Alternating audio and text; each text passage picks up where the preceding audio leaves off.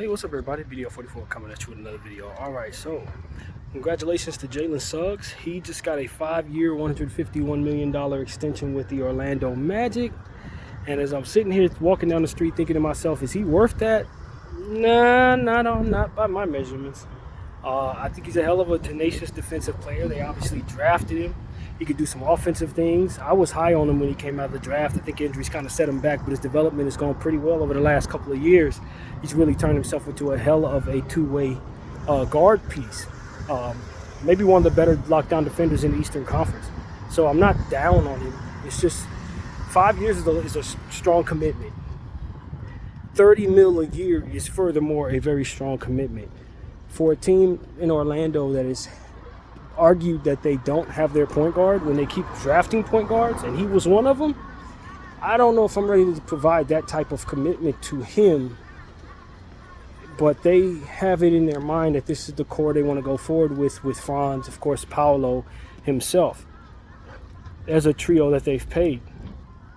I think it's strange to me that they drafted Anthony Black to be a point guard, a big defensive point guard, and don't necessarily have a path to him actually being a starter in any way. But they drafted him so high last year for a role that's supposed to be a starting point guard's role. I don't see where they are carving out an opportunity for him anywhere.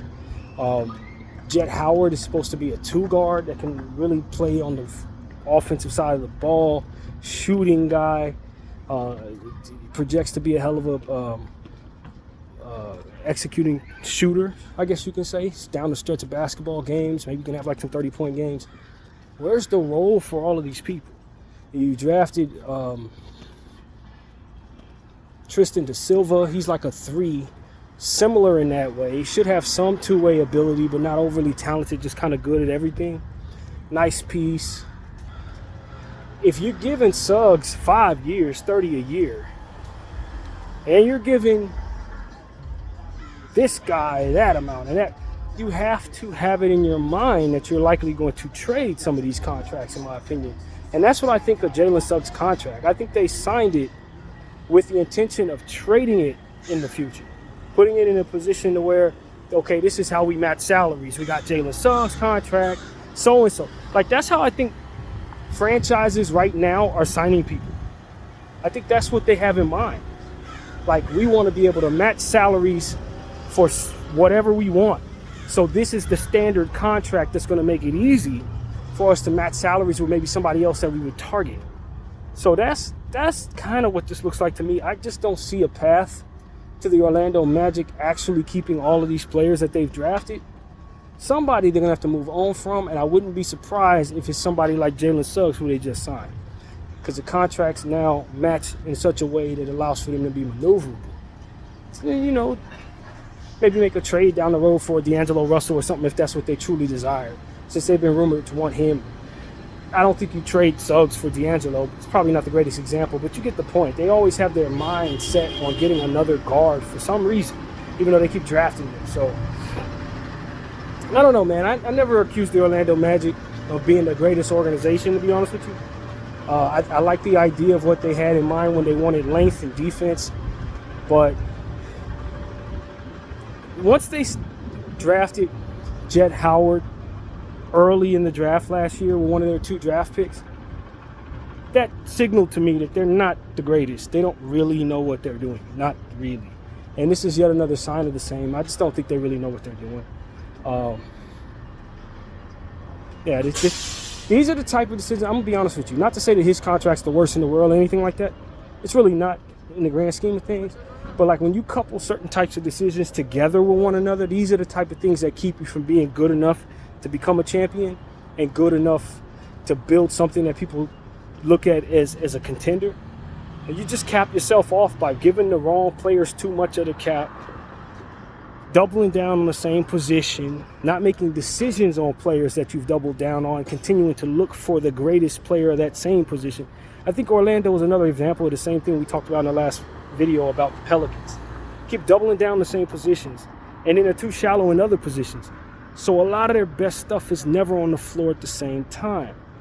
And it's kind of difficult when you're building around 2 small forward, power forward combinations who can play different positions like Paolo and Franz can, and then trying to fill in centers and point guards.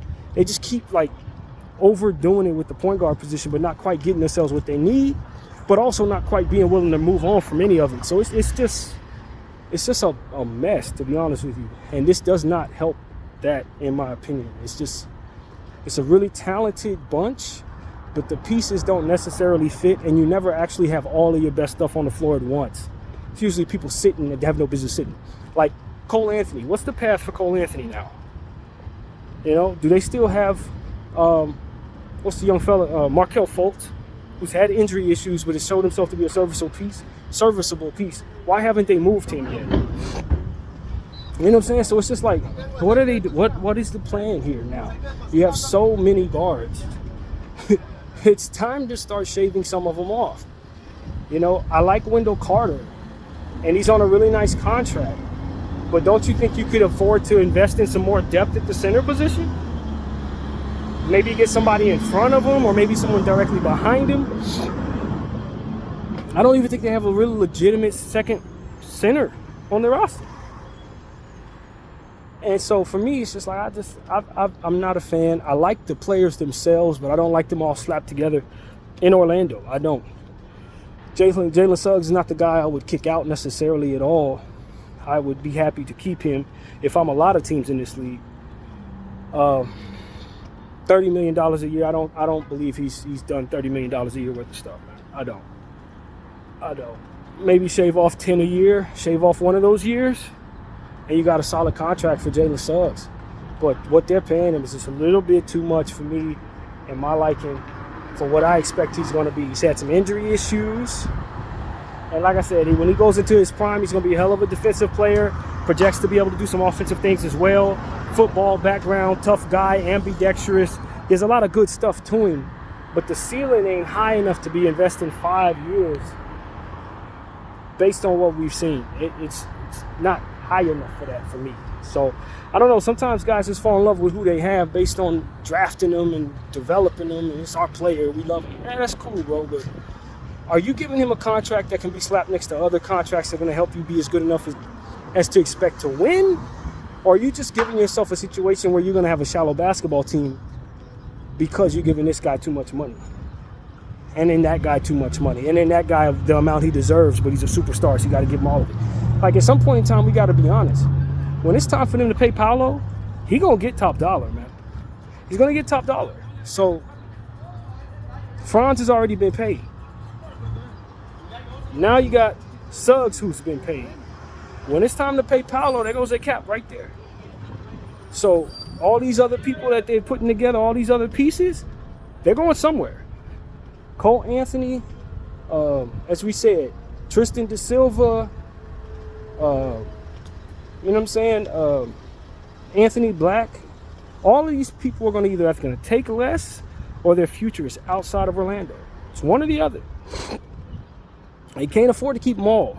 Even if the cap expands, they can't afford to keep them all. So this is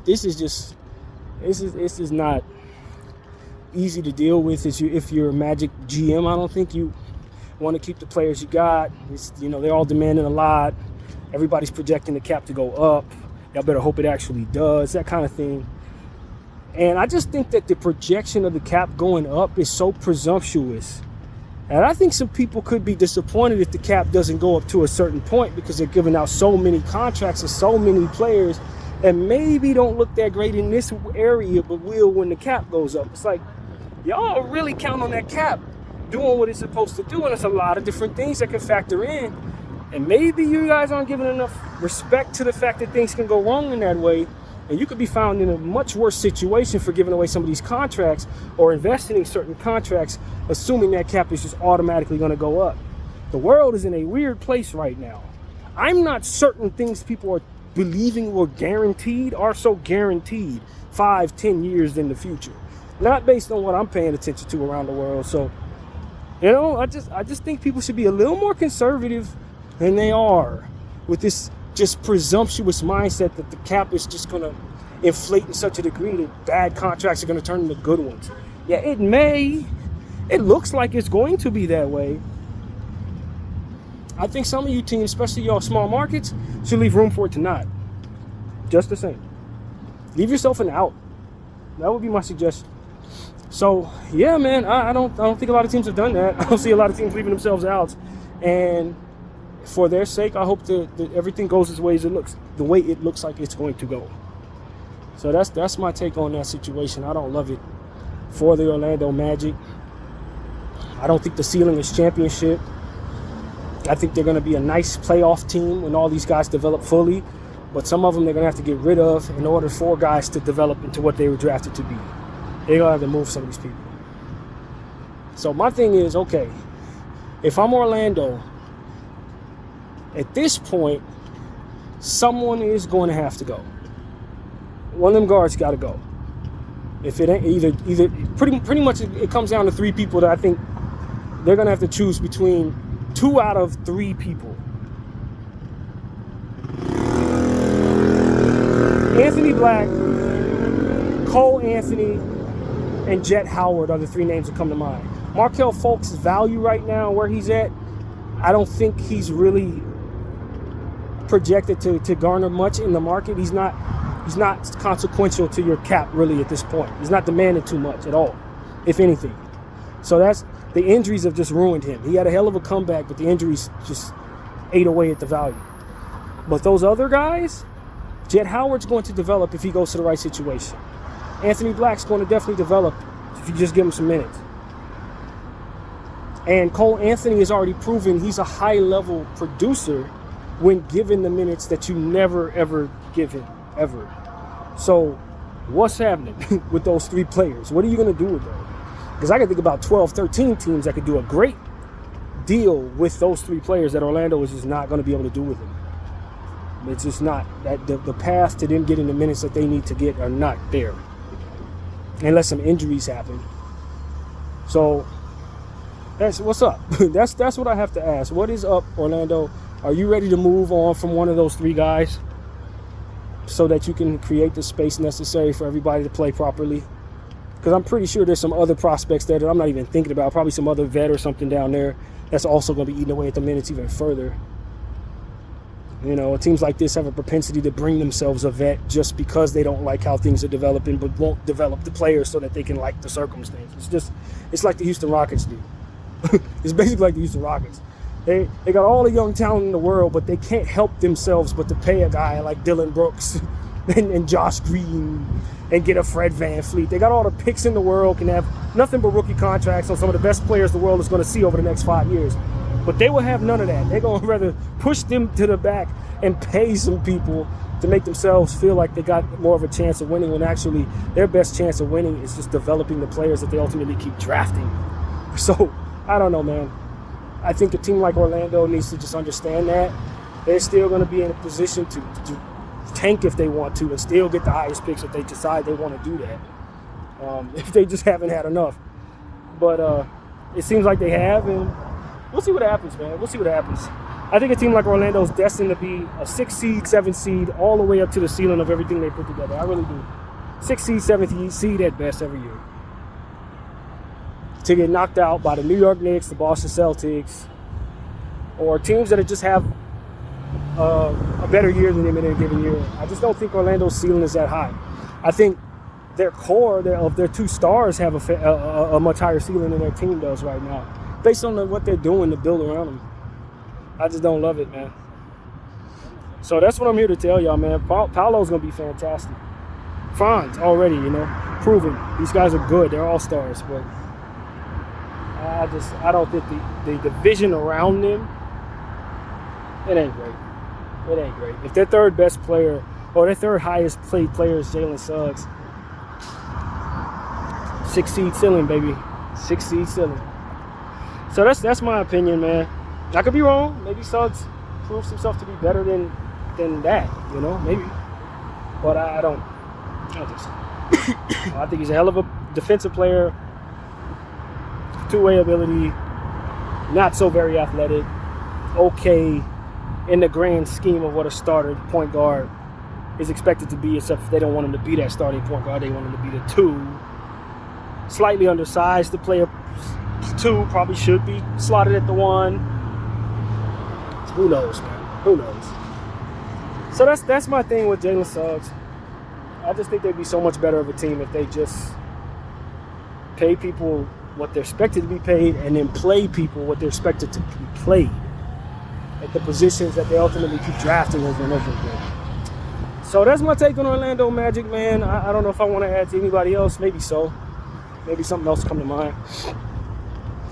Nah, I'll leave this at the Orlando Magic. Video 44. I'll thank y'all for watching.